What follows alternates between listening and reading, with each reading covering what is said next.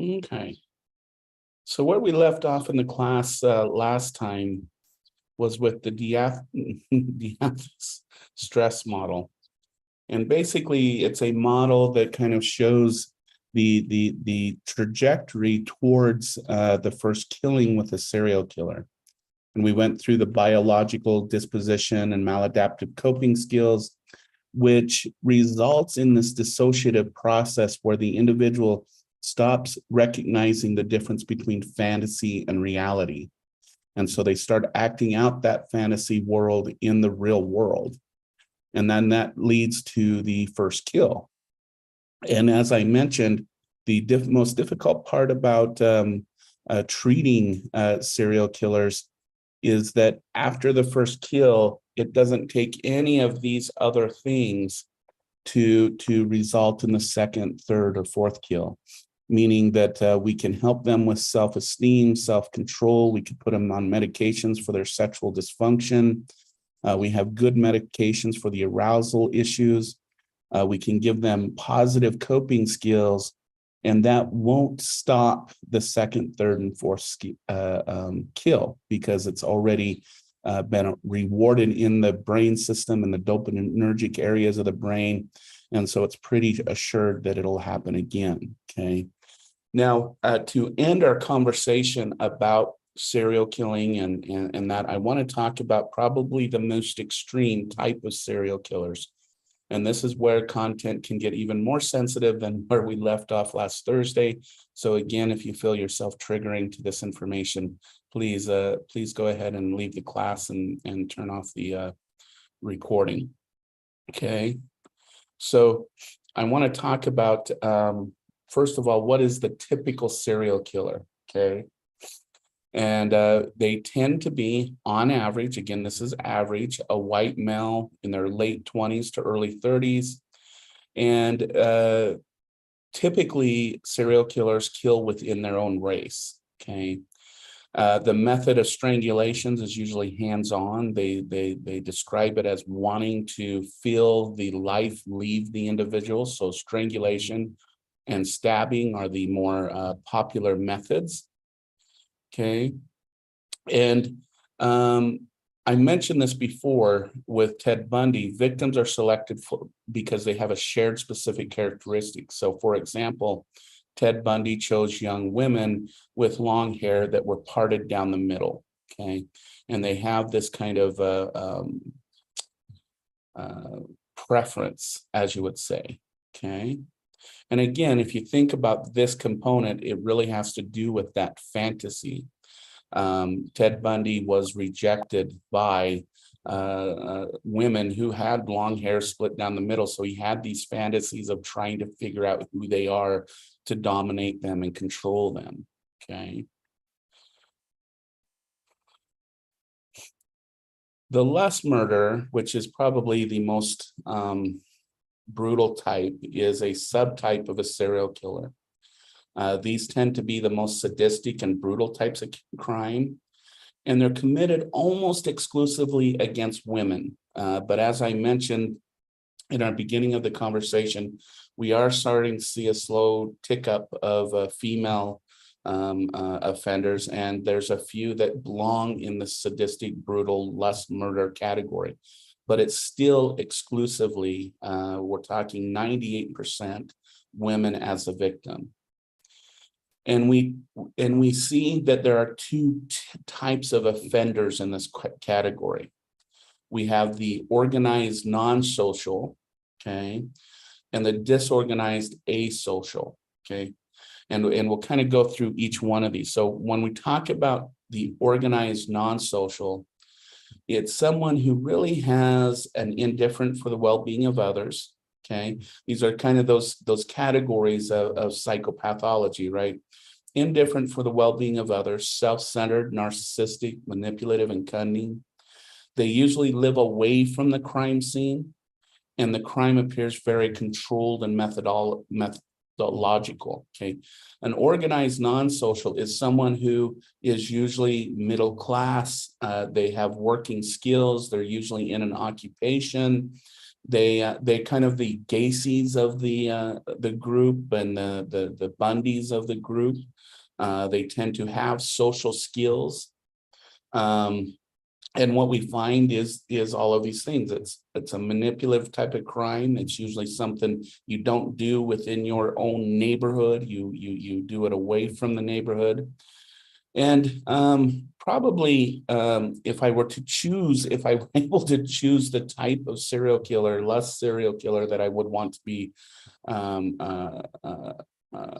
victimized by, it would not be this one, because they do both pre and post mortem mutilation and torture. Okay, that's different from well. And we also see that there's evidence of necrophilia. That's sexual acts with a person who's passed away. They often return to the crime scene to see the status of the investigation. One of the interesting things is in a lot of these crime scenes, when they used to have the live cameras out there, usually that serial killer was in the newsreel or on the news that night, and it was unknowing to the police or individuals. They want the crime to outrage the community.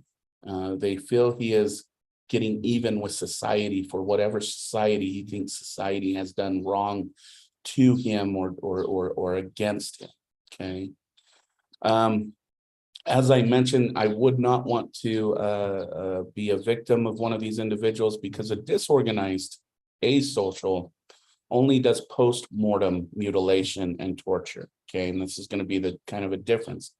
When we get to a disorganized asocial, they're usually described as a loner. They have very low social skills. They're inexperienced with relationships. They have an unstable socialization. Many have actually, part of this is they tend to score lower on things like IQ tests and social aptitude tests. Therefore, their crimes are committed in a frenzy manner. They're almost opportunistic. Okay. They usually live very close to the crime scene because they feel safe and secure in his own neighborhood. And they use weapons of opportunity, which demonstrates that lack of planning for this type of murder. Now, these individuals often do post-mortem mutilations, and it usually involves biting or slashing of the breast or the genitals. They often, this description right here, an inquisitive child with new toy, is a perfect description of this individual. Usually these individuals are mutilating because they don't understand the female. They don't understand the individual. So they're mutilating and exploring it, trying to figure it out. Okay. They often return to the crime scene and often continue the mutilation process with the victim. Okay.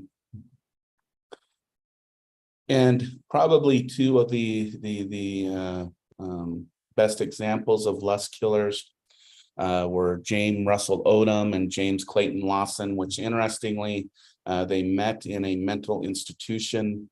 They talked about the fantasies regarding women. Odom would rape them and Lawson would mutilate them.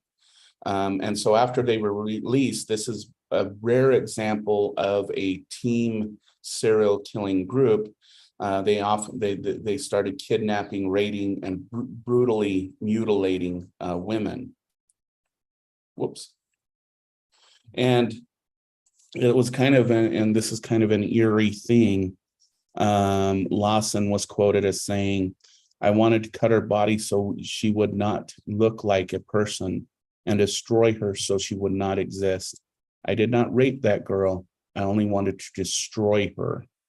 And that's often what we find with these individuals, is they have such an extreme hatred for specifically women, that they just want to completely destroy them.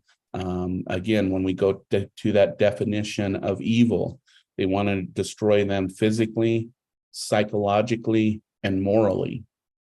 Okay, and that's their goal. If we go back to that definition of evil that we started with a couple weeks ago. So let's, for just a few minutes, let's talk about profiling. So, and the profiling system.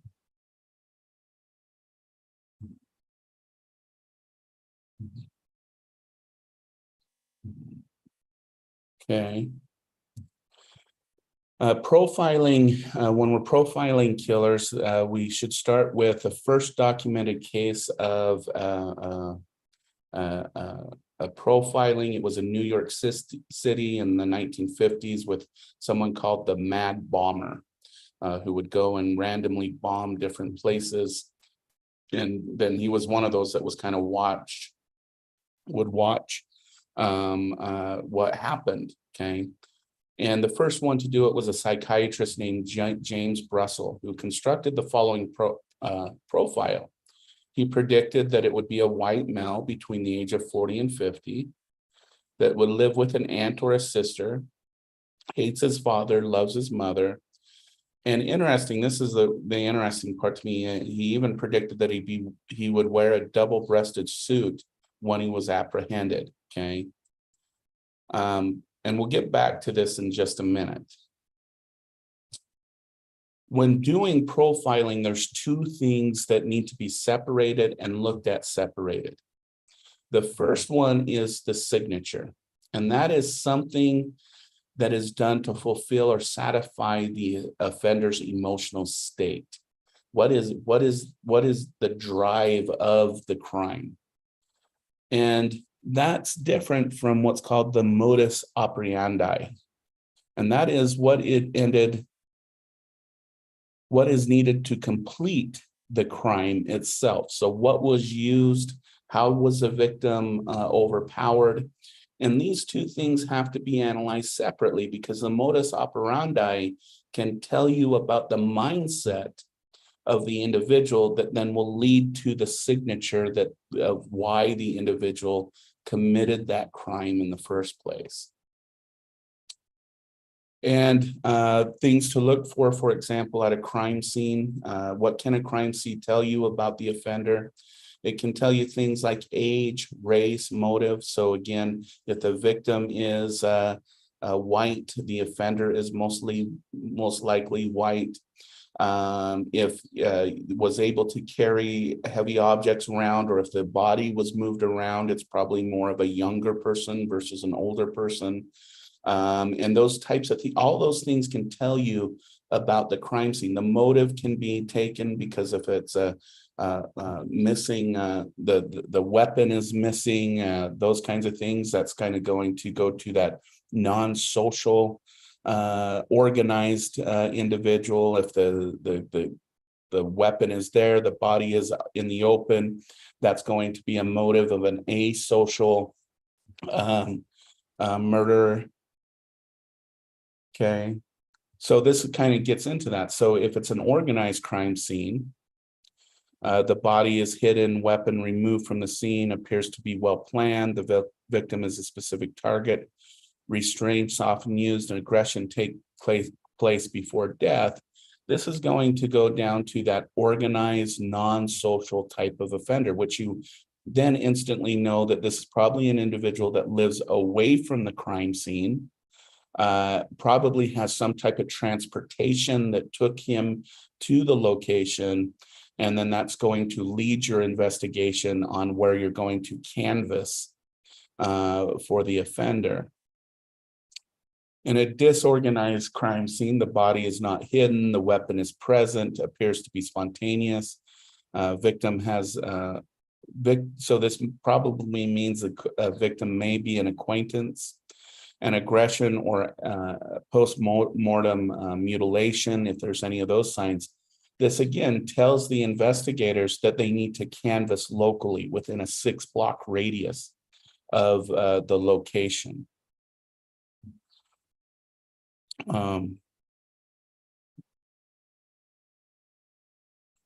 So what else does an organized crime scene suggest? That he probably has an average or above average IQ, employed, usually quite skilled, socially competent, probably used alcohol in the commission of the crime, uses car to drive to the scene, and hunt for the victim, and is probably obsessed with media coverage. So you're going to want to go get the media coverage and screen through it to see if there's common individuals at the scene. In a disorganized crime scene, this suggests that probably a below average IQ, probably an unstable employment record and unskilled, probably a social isolate, lives close to the scene, probably was strictly disciplined and as a child and therefore extremely anxious. So that's the type of profile. Those are the kind of individuals that you would want to canvass for within the local area of where the crime occurred. Okay, all right, I'm gonna stop here. I actually thought I had a lot